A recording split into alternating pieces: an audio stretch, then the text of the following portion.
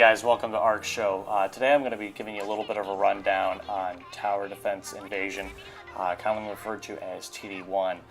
A little bit about this quest. It was one of the newer, one of the first EQs, emergency quests to come out, and it came out about a month before I started playing this game. And I'll tell you what, I already had interest in this game, and when this came out, it just made me fall in love with it even more.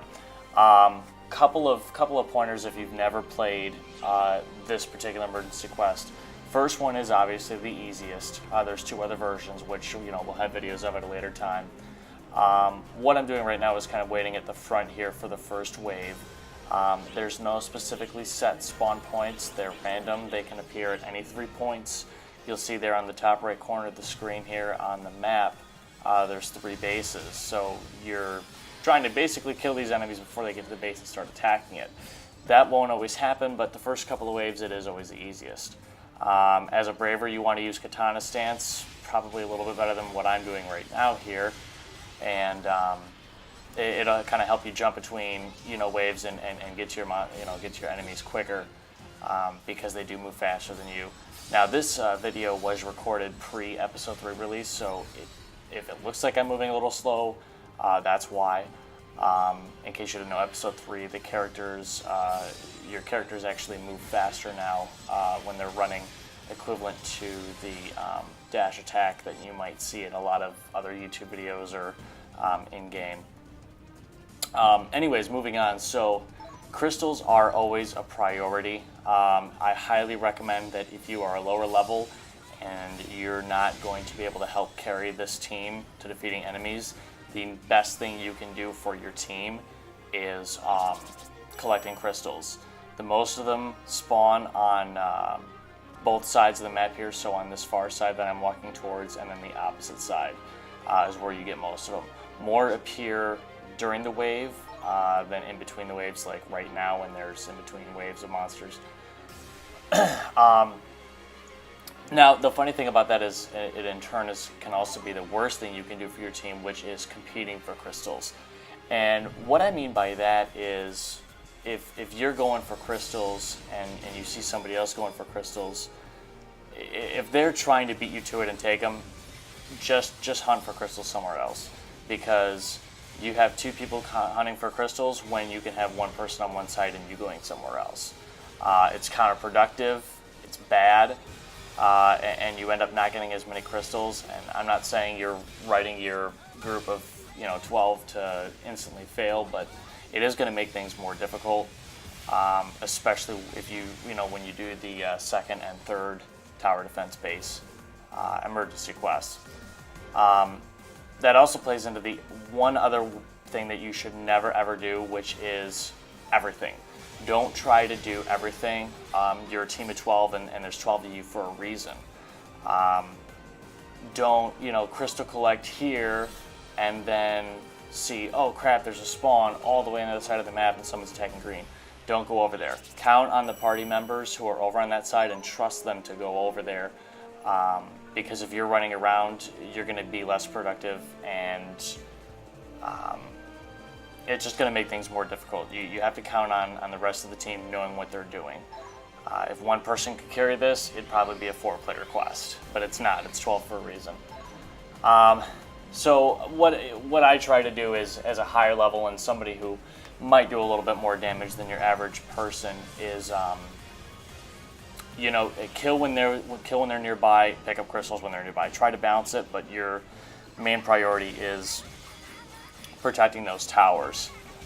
Crystal hunters, what I also suggest for you if you're crystal hunting is you do want to try to hug the bases as you're running around spawns of crystals. Just be nearby in case they get past the first line of defense, like where I'm at right now in this video. Just kind of attacking as they're spawned before they can even get back there, because when you get to the later waves, 4, 5, and 6, they will get past the first line, and someone's got to be there to either heal or activate a burst barrier. More on that shortly. So let's see, we're in wave 3 right now. And In the first couple of waves, if you're one of the damaged people, the first couple of waves, it makes sense to be more in the front lines because you're going to be able to handle what's being thrown at you. When it gets to 4, 5, and 6, you may as well stand back and just let them come to you. They stay in groups better, I've noticed. You can get them in a cluster. Someone can activate a burst barrier, and then your Bravers can Katana stance, or Forces can Ilmagid. It's basically wreak havoc on the group all at once. And wow, that was a crappy rank. Yeah, this is the disclaimer. This is by far not the best run I've ever been a part of, or me personally. It was a pretty good group though, and I thought it'd be a good demonstration video just to kind of give you an idea of this. I'd like to eventually put one together for each EQ, just to kind of give everyone just good walkthrough, general ideas to what to expect. This is a great example right here of as to me not being able to predict where everything spawns and how it's random. Normally in Wave 4 you have somebody right in front of the purple towers, but everybody spawned over in blue and made me look like a dumbass when I had I can't remember the name of that PA right now.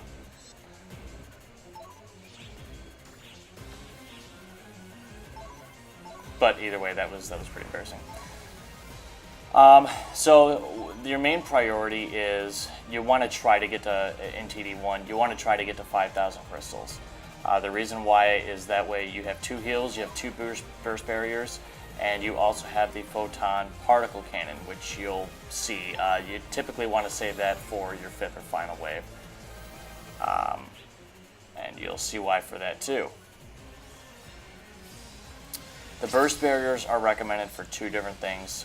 One is for what you're seeing here, for a large slew of monsters. 3 things actually. The second one is if at the end of the wave, because it is timed and you run out of time, the enemies will self-destruct. That is a great way to use the burst barrier, because those, especially if you have 5, 6 plus enemies around you, they will take down the health of that tower very, very quickly, and that burst barrier will prevent that.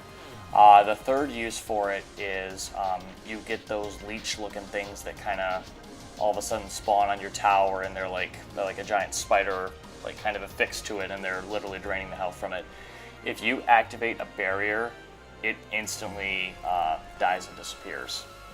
I don't care how strong you are, how much striking, range, tech, whatever you are. I don't care how much damage you do, the burst barrier is always quicker. It's half a second versus, even if you can Final Nemesis that and do 50k and get it in one shot, there's still that charge time of 50k. Wave 5 here, you're going to get a Dark Ragnay. We're actually beating this quicker than I can tell you how to beat it, but in case you didn't already see it, you want to go for the legs. Typically, if you have a good ranger, they'll put a weak bullet on the leg, destroy the armor, it'll lose its balance and fall, and then you go for that core right behind the head. That's one of the other big things, is when you get these big spawns in 5 and 6, with Ragnay here in 5, you don't want everybody ganging up on the Ragnay because you still have other enemies to beat. Know what needs to be balanced and use your own judgment, but if you have 9 of your 12 people on Ragnay and it already looks like it's going down, do what I did and start looking for enemies elsewhere, see what else you can do, because you don't want your entire team doing one thing. So even if that's 11 people doing one thing and you doing another, that's still going to contribute towards your success. Another thing that I don't want to forget to mention is with crystals.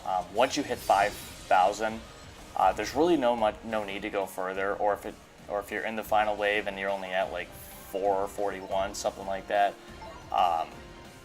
There's really no need to continue to get crystals, because let's be honest, that's just kind of wasting your time. The rankings don't matter. I am 99.9% sure the rankings you're seeing at the end of the waves is just kind of for fun. It's to see who's doing what, and at the end you'll see there's like a chart as to like your overall ranking, how much you contributed. Did you carry your team? Did you struggle? Were you a crystal hunter? That kind of thing. There was a myth that it affects your drop rates. Excuse me, since everybody has their own drop rates. I am 99.9% sure that that is a myth. As far as I know, the drops are based on the health bar on the right side of your screen there. The higher it is, the better your drops. And in my experience, I've found no reason to believe that's not true. So that's what I would stick with. Which reminds me, if you use boosters, not XP boosters you can use period. This is a great emergency quest for experience. But this is when you want to activate your rare boosters, is at the beginning of the final wave, because Vibris can drop some good stuff. The rare version of Vibris has, Final Nemesis and Shunran, which are two very vital photon arts for Bravers. So what you want to do here is, if you're attacking Vibris, eventually it will fall. Not like Ragnay, but its butt, so to speak, will kind of lean down, and that's going to be its weak point. Good Rangers will typically shoot a weak bullet there. You notice that you'll be able to uncover the shells, or destroy the shells that cover the red part there, and that's really when you'll go to town on a katana stance or whatever else you have depending on your class. If you're going to use the photon particle cannon, never. And I'm only saying this because I don't think we hit 5,000 in this video here. But you never, ever want to try to use it right when Vibris spawns, because 99 times out of 100, the first thing Vibris does is, from its spawn point, it flies away to another tower. And it's usually not one that you're at. So you don't want to waste something that can do a heavy amount of damage. A lot of people use it for Vibris, but personally, I like to save it for right after you kill Vibris here in the final wave. You have a whole slew of enemies that all go towards one tower, as you're seeing here at the green tower. If you have it, that's when you use it. It is a quick kill. Those things disintegrate in seconds. It's actually pretty cool too. Charges up. We didn't hit 5,000, so I can't demo it, but it's pretty self-explanatory when you unlock it. Just at those silver pillars there that you see.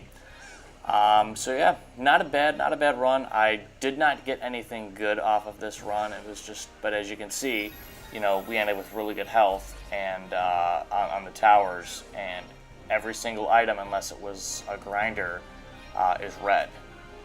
A grinder or a Mercedes, so it was red. So, and that's what I'm talking about with that, is the higher your health, the more rare drops you'll get. I don't obviously have any information confirmed as to whether that's the full that raises the actual drop rate for the items.